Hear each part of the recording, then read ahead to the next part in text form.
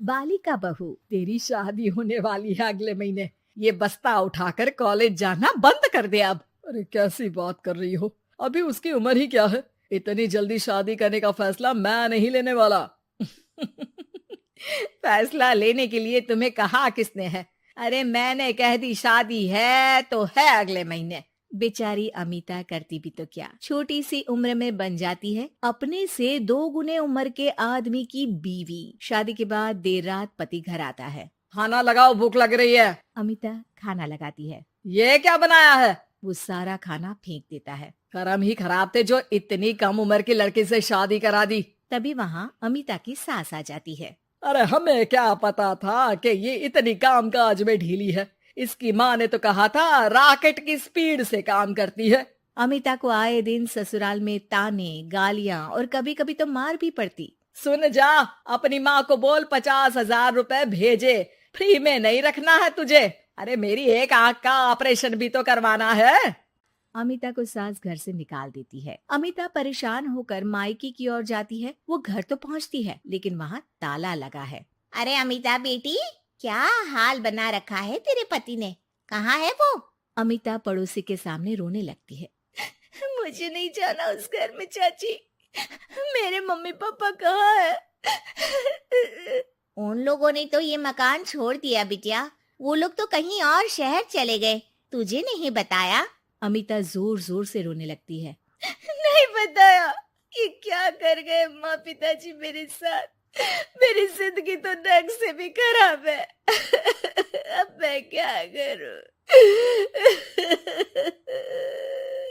अमिता रोते हुए वहाँ से जा रही होती है कि उसे एक औरत मिलती है। अरे सुनो तो, रो क्यों रही हो? तो क्या करूं? हंसू? अमिता उस औरत को अपनी सारी कहानी बताती है। देखो, मेरा सिलाई का काम है। अगर तुम चाहो तो मेरे साथ ये काम कर सकती हो। बदले में मैं तुम्हें रहने की जगह, खाना और 1 दिन का 100 रुपया भी दूंगी। अमिता कुछ सोचती है और फिर उस औरत के साथ चल देती है। अब क्या था, अमिता की जिंदगी अपने मायके और ससुराल से दूर एक नए सिरे से शुरू होती है। रहना खाना फ्री होने के कारण अमिता रोज का पैसा बचा लेती। वो आसपास के लोगों के भी कपड़े सिलने लगी। और एक दिन सिलाई सेंटर की एक औरत कहती है, अरे वो साड़ी की कंपनी है ना, वो बिक रही है। पास बैठी अमिता सारी बात सुन रही थी। हाँ हाँ, बिक तो रही है, लेकिन उस बंद पड़ी मनहूस कंपनी को खरीदेगा कौन? तभी तो इतनी सस्ती बिक रही है, लेकिन कोई खरीदार नहीं है। फिर भी कितने की बिक रही है? अरे पूरे 5 लाख में मशीनों के साथ। लेकिन यहाँ कोई लेबर काम नहीं करेगा। पुराने मालिक ने किसी को पैसे ही नहीं दिए। उन लोगों ने कहा है कि जो नया मालिक आएगा वो लोगों को पैसा देगा। 5 लाख। अमिता घर आती है और अपने पैसे गिनती है। पूरे 3 लाख। अमिता सिलाई सेंटर वाली उस औरत के पास जाकर कहती है, चाची, मैंने इतने साल की कमाई में ये पैसे जमा किए हैं। पूरे 3 लाख है। वो बंद साड़ी की फैक्ट्री मैं खरीदना चाहती हूँ। अरे अमिता, पागल हो गई हो क्या? वो 5 लाख की बंद मनहूस फैक्ट्री खरीदेगी, फिर लेबर का बकाया पैसा देगी, और वो फैक्ट्री चलेगी कि नहीं ये भी कोई नहीं जानता। लेकिन अमिता नहीं मानती। वो उस औरत से कहती है कि वो उस फैक्ट्री को खरीदना चाहती है और खरीद कर ही रहेगी। औरत भी अमिता की मदद कर देती है और फिर अमिता के नाम एक साड़ी फैक्ट्री हो जाती है। शुभारंभ वाले दिन अमिता लेबर से कहती है, मैं इस फैक्ट्री को दोबारा खड़ी करना चाहती हूँ। आप लोग इसमें माहिर हैं।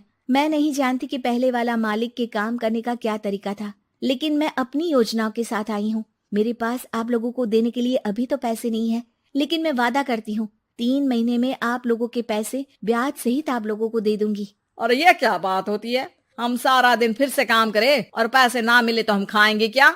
सिर्फ 3 महीने की बात है। वैसे भी आप लोग बिना काम के यहाँ नए मालिक के इंतजार में बैठे ही थे। मैं काम करना चाहती हूँ और 3 महीने में सारे पैसे देने का वादा भी करती हूँ। लेबर आपस में सलाह करते हैं और अमिता की बात मान लेते हैं। सिलाई सेंटर से मशीन, सिलाई और कपड़े के ज्ञान में माहिर हो चुकी अमिता सभी के साथ मिलकर खुद काम करती। शहर और दूसरे शहरों में घूम घूम कर साड़ी का डिजाइन दिखाती और ऑर्डर लेती। अमिता को कई जगह से ऑर्डर आ जाते हैं। कई लोग उसके काम को सराहते तो कई आलोचना भी करते। अरे बड़े बड़े व्यापारी बैठे हैं, यहाँ तू कहाँ टिकेगी? लाओ दिखाओ कैसी साड़ी बना रही है तुम्हारी फैक्ट्री। अमिता उन लोगों को साड़ी के डिजाइन दिखाती है कि तभी वहाँ व्यापारी की बीवी आ जाती है। हाय रे, कितनी प्यारी साड़ी है ये। बड़ी महंगी लगती है, मेरे लिए ले लो ना जी। और हाँ, अपनी दुकान में भी रख लो इसे, बहुत बिकेगी मैं कहती हूँ। अमिता मुस्कुराती है। अरे सेठ जी, बड़े बड़े व्यापारियों से नहीं, पर अच्छी डिजाइन और क्वालिटी से बाजार में चलती है। अब बताओ कितने का ऑर्डर है आपका? धीरे धीरे अमिता का आत्मविश्वास और बढ़ता है। बड़े बड़े ऑर्डर्स के लिए वो खुद लेबर्स के साथ मिलकर सारा दिन सारी रात काम करती। और फिर वो दिन भी आ जाता है जब अमिता को लेबर को पैसे देने होते हैं। मैं आप लोगों से 3 महीने बाद आज के दिन ये बात करना चाहती हूँ कि मैंने जितने पैसे देने की आपसे बात की थी उतने मैं नहीं दे सकती। हम लोग जानते थे कि पर आपकी कंपनी तो फायदे में है, फिर हमारे पैसे क्यों नहीं देंगी?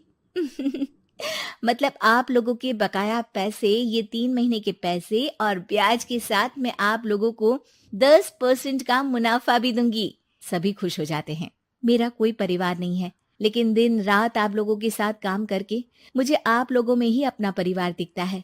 अमिता की फोटो पेपर में छपती है। उसके बिजनेस मॉडल को पढ़ने के लिए कई बच्चे भी उसका इंटरव्यू करते हैं। अब अमिता 1 से 2 और 2 से 4 फैक्ट्री खोलकर देश में बड़ा नाम कमाती है।